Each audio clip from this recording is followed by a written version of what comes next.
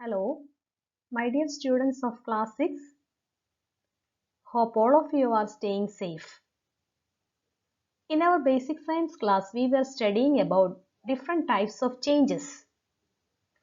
Today, we are going to start our class with an experiment. Take some ice cubes in a beaker and heat it using a spirit lamp. If the spirit lamp is not available, you can use the normal gas stove. What change do you observe? Ice ക്യൂബുകൾ ചൂടാക്കുമ്പോൾ എന്ത് മാറ്റമാണ് നിങ്ങൾക്ക് കാണാൻ സാധിക്കുന്നത്? Ice ക്യൂബുകൾ ഉരുകി വെള്ളമായി മാറും അല്ലേ? Here, which form of energy was utilized by ice to undergo this change? Ice ക്യൂബുകൾ ഉരുകി വെള്ളമായി മാറുന്നതിന് ഇവിടെ ഏത് എനർജിയാണ് ഉപയോഗപ്പെടുത്തിയത്?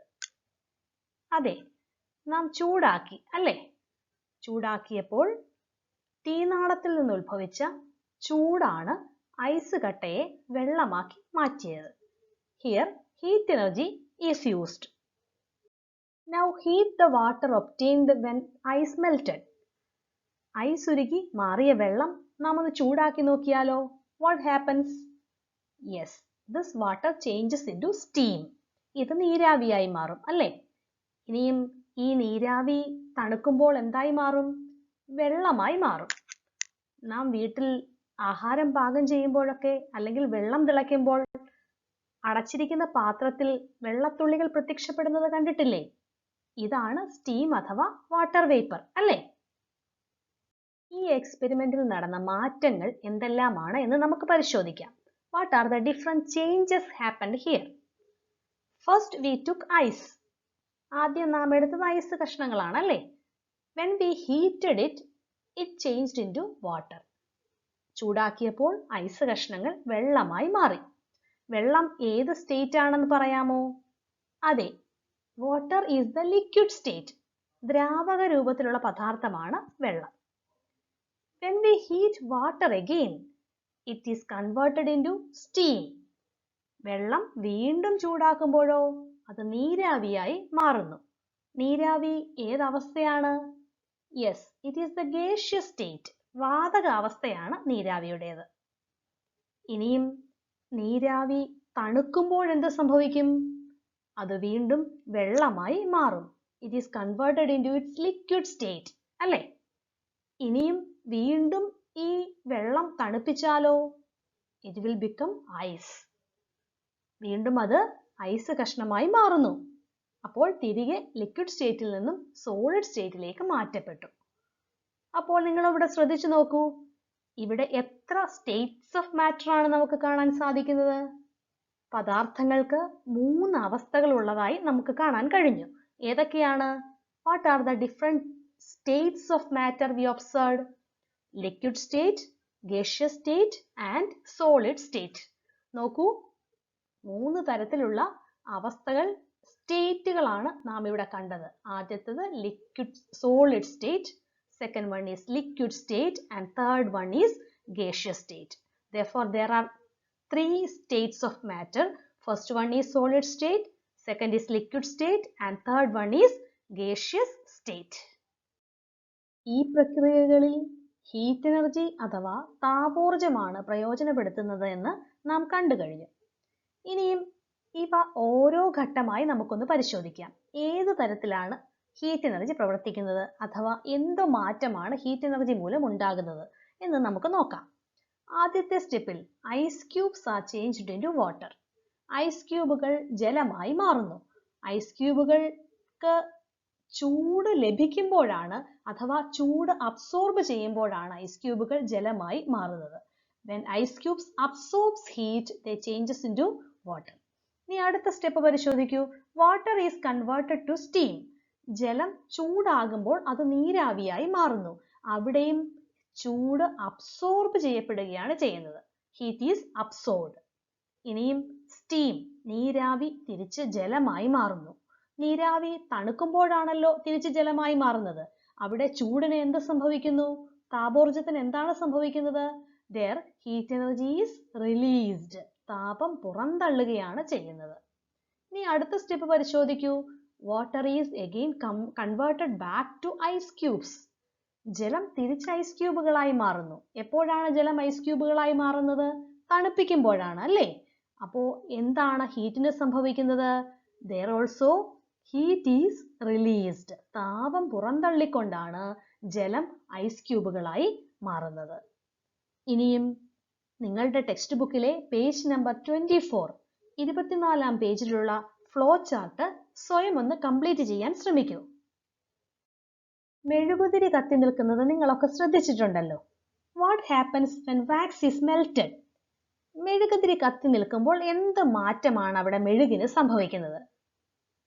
അതെ, solid wax is converted to liquid state. അതായത് ഖരരൂപത്തിലുള്ള മെഴുക് ചൂട് തട്ടുമ്പോൾ ഉരുകി ദ്രാവക രൂപത്തിലായി മാറുന്നു അല്ലേ? ഈ കൺസെപ്റ്റിന്റെ അടിസ്ഥാനത്തിൽ ടീച്ചർ 1-2 കാര്യങ്ങൾ നിങ്ങളോട് ചെയ്യാൻ ആവശ്യപ്പെടുകയാണ്. ആദ്യമായി, try to make the model of egg using wax. മെഴുക് ഉപയോഗിച്ച് മുട്ടയുടെ മാതൃക നിർമ്മിക്കാമോ?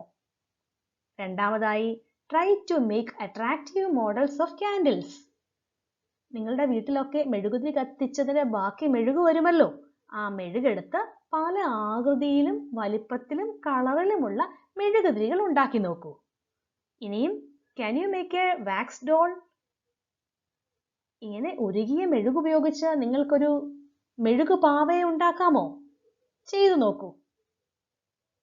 അങ്ങനെ പദാർത്ഥങ്ങൾക്ക് പല അവസ്ഥകളുണ്ട് എന്ന് നാം പഠിച്ചു അല്ലേ? There are different states of matter. ഈ കൺസെപ്റ്റ് ഉപയോഗിച്ചാണ് നാം അനുദിന ജീവിതത്തിൽ ഉപയോഗിക്കുന്ന പല വസ്തുക്കളും ഉണ്ടാക്കിയിരിക്കുന്നത്. നിങ്ങൾ ഇരിക്കുന്ന മുറിയിൽ തന്നെ ചുറ്റുപാടും ഒന്ന് തിരിഞ്ഞു നോക്കൂ. എന്തെല്ലാം തരത്തിലുള്ള പ്ലാസ്റ്റിക് വസ്തുക്കൾ ഉണ്ടല്ലേ? കസേരകൾ, നിങ്ങളുടെ പെൻ സ്റ്റാൻഡുകൾ, നിങ്ങളുടെ പേന, എന്തെല്ലാം കാര്യങ്ങൾ. ഇവയൊക്കെ ഉണ്ടാക്കിയിരിക്കുന്നത് എങ്ങനെയാണെന്ന് ചിന്തിച്ചിട്ടുണ്ടോ? അതെ, ഇവിടെ ഉപയോഗിക്കുന്ന തത്വം change of state of matter തന്നെയാണ്. അതായത്, ഉദാഹരണമായി പ്ലാസ്റ്റിക് എടുക്കാം. പ്ലാസ്റ്റിക് ഉരുക്കി ലിക്വിഡ് ഫോമിലാകുമ്പോൾ അത് ഏത് അച്ചിലേക്ക് ഒഴിക്കുന്നോ അതിൻ്റെ രൂപം അതിന് ലഭിക്കുന്നു. അങ്ങനെയാണ് നാം ഉപയോഗിക്കുന്ന പ്ലാസ്റ്റിക് കസേരകൾ, പ്ലാസ്റ്റിക് പാത്രങ്ങൾ, കുപ്പികൾ ഇവയൊക്കെ നിർമ്മിച്ചിരിക്കുന്നത്. ഇനിയും മെറ്റലുകളുടെ കാര്യം എടുത്താലോ? നമ്മളുടെ അടുക്കളയിലും മറ്റും ധാരാളം സ്റ്റീൽ പാത്രങ്ങളും ഓടിന്റെ പാത്രങ്ങളും ഒക്കെ ഉണ്ടല്ലേ? ഇവയുടെ കാര്യവും ഇത് തന്നെയാണ്. ഖരരൂപത്തിലിരിക്കുന്ന മെറ്റലുകൾ ഉരുക്കി ദ്രാവക രൂപത്തിലാക്കി വേണ്ട ഷേപ്പിൽ അച്ചിലേക്ക് ഒഴിച്ച് വാർത്തെടുക്കുകയാണ് ചെയ്യാറുള്ളത്. ഇങ്ങനെ സബ്സ്റ്റൻസിന്റെ സ്റ്റേറ്റ് ഓഫ് മാറ്റർ മാറുമ്പോൾ എന്ത് ചേഞ്ച് ആണ് നടക്കുന്നത് എന്നതിനെ പറ്റി കുറച്ച് ഉദാഹരണങ്ങളിലൂടെ നമുക്ക് മനസ്സിലാക്കാം. ആദ്യമായി, ഹീറ്റിംഗ് ഓഫ് സോളിഡ് ഗീ. ഖരാവസ്ഥയിലുള്ള നെയ്യ് ഉരുക്കുന്നു. ഇത് നമ്മുടെ വീടുകളിലൊക്കെ നാം കാണാറുള്ളതാണ്. അമ്മ ആഹാരപദാർത്ഥങ്ങൾ ഉണ്ടാക്കുന്നതിനായി നെയ്യ് ഉരുക്കുന്നത് നിങ്ങൾ ശ്രദ്ധിച്ചിട്ടുണ്ടല്ലോ. ഖരാവസ്ഥയിലിരിക്കുന്ന സോളിഡ് സ്റ്റേറ്റിലിരിക്കുന്ന നെയ്യ് ഉരുക്കുമ്പോൾ എന്താണ് സംഭവിക്കുന്നത്? It converts into liquid form.